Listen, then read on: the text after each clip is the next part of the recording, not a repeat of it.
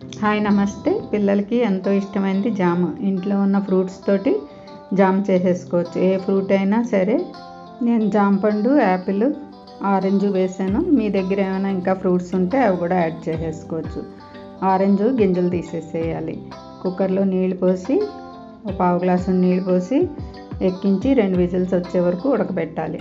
చల్లారిన తర్వాత బాగా మ్యాష్ చేసేసుకోవాలి, జల్లించేసుకోవాలి ఫ్రూటు పల్పు కూడాను. ఇది వచ్చి 250 ml juice, half cup total 250 ml. ఒక కప్పుడు పంచదార 1 స్పూన్ తక్కువ యాడ్ చేశాను. నిమ్మప్పు 1 పావు టీ స్పూను. బీట్రూట్ గ్రేట్ చేసి కొద్దిగా జ్యూస్ కలిపితే చాలా హెల్తీ కూడాను, ఫుడ్ కలర్ బదులు. 4 టీ స్పూన్స్ షుగర్ మళ్ళీ యాడ్ చేశాను. టోటల్ షుగర్ వచ్చి 270 grams.